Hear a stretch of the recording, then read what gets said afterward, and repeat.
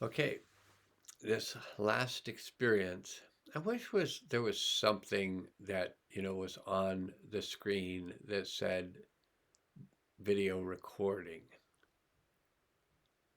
Um,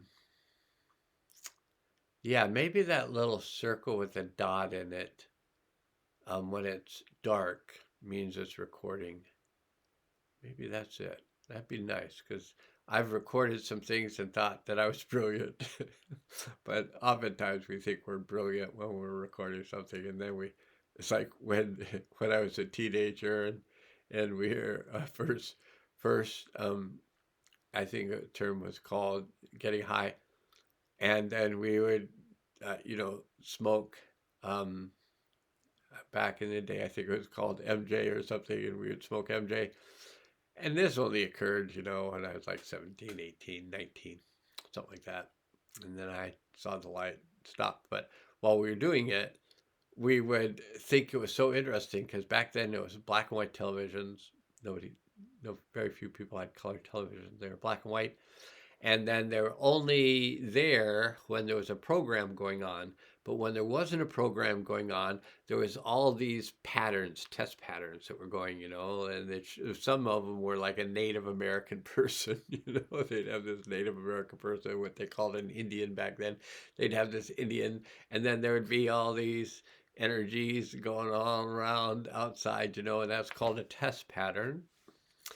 And when you were, a teenager and you got high, um, you would sometimes just watch the test pattern and go, "Wow, this is that cool." And you'd have conversations, and sometimes we would just experiment because we thought we were just so brilliant when we were 17, 18 years old. We thought we were so brilliant at having such insightful perceptions of reality that we would record it and go, oh yeah, and this and this and this and this and this.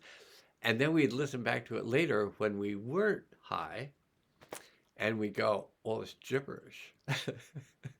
So it may just be that even though, I'm not, high on what we used to call MJ, which could also be called, nowadays I think it's called cannabis.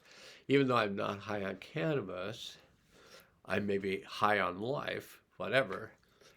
What I say may still be perceived to be gibberish. And also, it may be that you're watching this video high on cannabis. And if you're high on cannabis and you think I'm brilliant, well, maybe I am. And you're making it up anyway, so it just doesn't matter. So for this last, if this is number 7, for this last video of this little mini series, Life of Steve,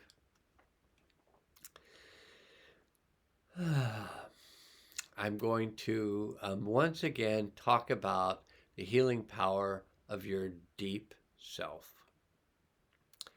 So if you choose to do this, you can do it with me.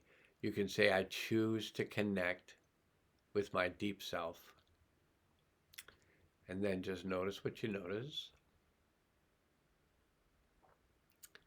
And I'm going to say this, and it may not, your reality may be different. And if your reality is really working for you, just stick with your reality.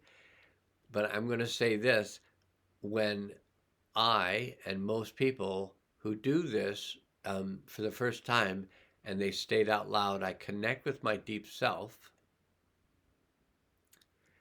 they feel themselves go into the core or center of their body. And at the core or center of your body is your spinal column. And your spinal column contains your neurological system, nerve system.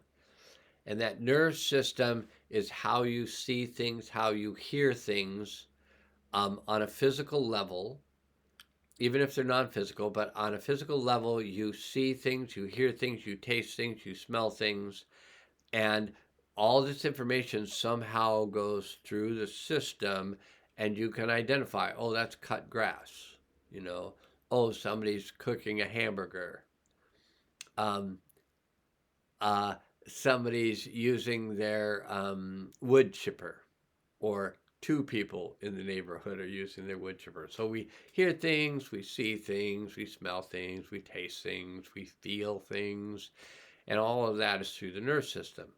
So when you are connected to your deep self,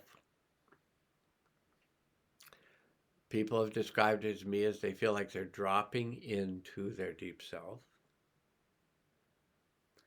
After a period of time, I've experienced this and others have talked to me about they feel like they're on an elevator between their coccyx, pubic bone, the kind of here's your pelvis and here's the bottom of your pelvis and that's the bottom of this pranic tube.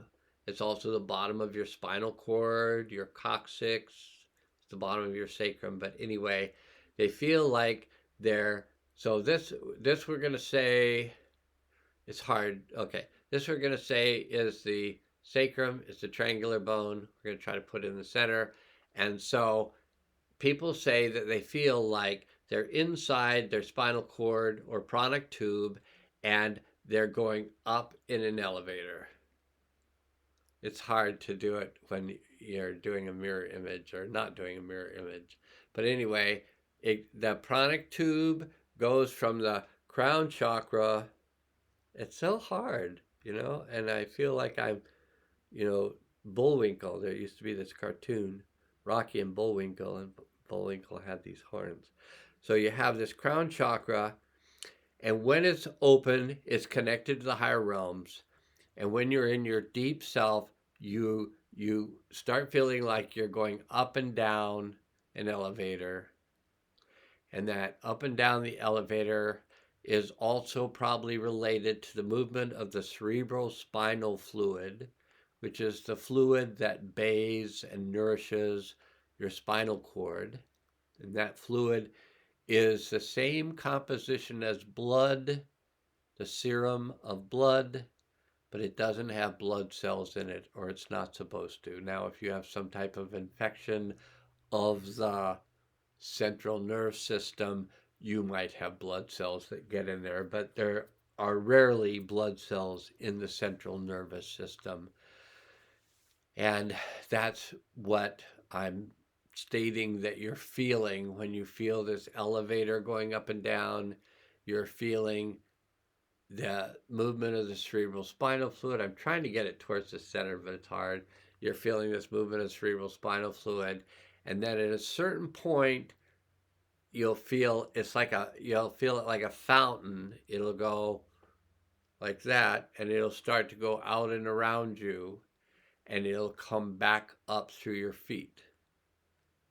And it'll go up and out, and it's going in all directions. So it's a whole fountain. So you become a fountain of energy that goes in all directions surrounding you and comes back up through your feet and goes back out again. And it just keeps doing that repeatedly. That is the center, the pranic tube, or the spine, or the center of your body, or the center of your energetics, is a torus, not a Taurus, not an astrological sign, but a shape like a donut. It can be a long donut with a hole in the center of it, and that energy moves in this way. It also moves in this way. I know it's confusing, but it moves in both directions. Energy going out, back up, and also in, back up, in, back up. So it goes in both directions. When you connect with your deep self, you have a very deep feeling of peace and calmness.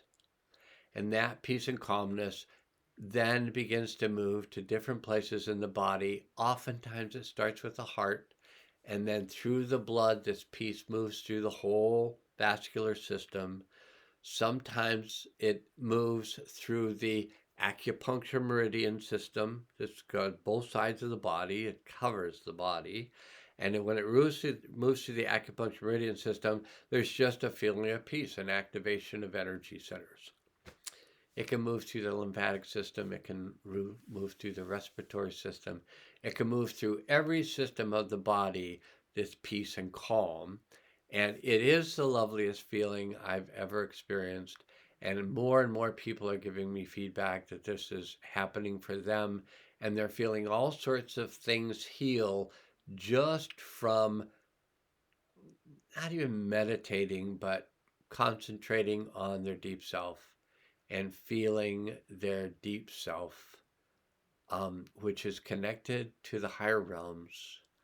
And as they feel it open and they feel that peace moving through their system, they feel like things are healing. And I do too. So I think that'll be the last of this series of videos. There'll be 7 of these, I think. Once I count them up, we'll know for sure.